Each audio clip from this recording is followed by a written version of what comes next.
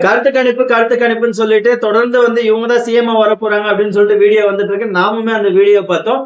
நாளைக்கு பொதுமக்கள் எல்லாருமே ரிசல்ட்டுக்காக ஆர்வமா வெயிட் பண்ணிட்டு இருக்காங்க. நானுமே வந்து அந்த பொதுமக்கள்ல ஒரு ஆளா இப்படிதான் நாளைக்கு நடக்க போதோ அப்படின்னு நம்ம மைண்டுக்கு தோணுன விஷயங்களை தான் உங்களுக்கு இன்னைக்கு ஷேர் பண்ணலாம் அப்படின்னு சொல்லிட்டு இந்த கருத்து கணிப்பை பொறுத்த வரைக்கும் நம்ம 2021 தேர்தல் முடிவுகளை எடுத்துப்போம். இந்த 2021 டிஎம்கே மற்றும் அவங்களுடைய கூட்டணி கட்சிகள் 159 சீட் எடுத்து ஆட்சி அமைச்சாங்க.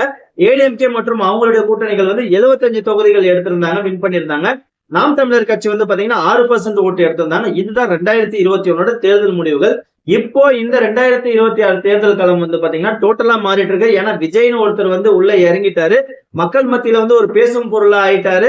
அதனால வந்து இந்த தேர்தல் முடிவுகள் வந்து மாற்றப்படும் அப்படின்ற விஷயங்கள் வந்து நிறைய பேர் எதிர்பார்த்துட்டு இருக்காங்க. மக்களும் அரசியல் விமர்சகர்கள் கூட வந்து குழம்பி போய் தான் இருக்கிறாங்க. நாளைக்கு ரிசல்ட் எப்படி இருக்க போகுது அப்படின்ற விஷயங்களை இந்த ரிசல்ட் வர்றதுக்கு முன்னாடி முந்தைய தேர்தலில் ஏடிஎம்கேன்னு ஒரு பெரிய கட்சியில வந்து பாத்தீங்கன்னா நிறைய பிளவுகள் இருந்து இந்த டிடிவி தினகரன் தனியா இருந்தாரு, ஓபிஎஸ் தனியா இருந்தாரு.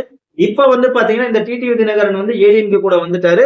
அதே மாதிரி வந்து பாத்தீங்கன்னா இந்த ஓபிஎஸ் வந்து டிஎம்கேல போய் சேர்ந்துட்டாரு. இப்ப ஏடிஎம்கேவோட ஒரு ஓட்டிங் பேங்க் வந்து இன்க்ரீஸ் ஆக வாய்ப்பு இருக்கு. அவங்க போன இதுல இருந்ததை விட 75 தொகுதியில இருந்து இப்போ ஒரு 90 தொகுதி வர்றதுக்கான ஒரு வாய்ப்புகள் இருக்கு. இப்ப டிஎம்கே வந்து பாத்தீங்கன்னா ஒரு 110 தொகுதி வந்துட்டாலும் இப்ப இந்த ரெண்டு கட்சியுமே சேர்ந்து ஒரு 200 தொகுதி வருதுன்னு வச்சுக்கோங்களேன். இப்ப விஜய் அவர்கள் ஒரு 34 தொகுதியை எடுத்துக்கிட்டாரு, ஒரு 34 தொகுதியில வின் பண்ணிட்டாருன்னு வைங்களேன். இப்ப ஆட்சி அமைக்கிறதுக்கு கண்டிப்பா வந்து ஏடிஎம்கே தரப்புல இருந்து விஜய் அவர்களை கூப்பிடலாம். அப்படி கூப்பிட்டா விஜய் அவர்கள் வந்து போய் தான் ஆகணும். ஏன்னா இவர் வந்து தன்னுடைய எதிரி கட்சி டிஎம்கே அப்படின்னு சொல்றாரு.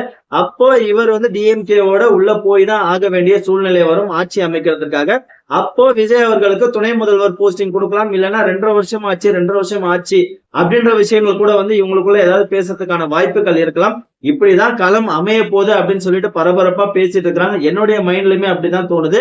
விஜய் அவர்கள் வந்து அனைத்து தொகுதிகளுமே அடிக்கிறதுன்றது ஒரு வாய்ப்பு இல்லாத ஒரு விஷயம் தான். ஏன்னா பழம்பெரும் கட்சிகளும் இருக்கிறாங்க, அவங்களுடைய ஓட்டிங் பேங்கையும் நம்ம கம்பேர் பண்ணணும். அப்படின்ற பட்சத்துல விஜய் அவர்கள் சராசரியா ஒரு 60ல இருந்து 70 வாங்கிட்டாருன்னா கூட ஒரு பெரிய ஒரு சாதனையா தான் நம்ம இந்த அரசியல் களத்தை பார்க்கணும். கண்டிப்பா வந்து இவர் அதிகமான தொகுதிகளும் இவங்க ஏடிஎம்கேல கணிசமான தொகுதிகளும் வின் பண்ணாங்கன்னா இவங்க கூட்டாக சேர்ந்து ஆட்சி அமைக்கிறதுக்கான வாய்ப்புகள் தான் வரும்னு என்னுடைய மைண்ட்ல தோணுது. உங்களுடைய கருத்து எப்படின்னு இருக்குன்னு நீங்க கமெண்ட் பண்ணுங்க. தொடர்ந்து பார்ப்போம். Thank you friends.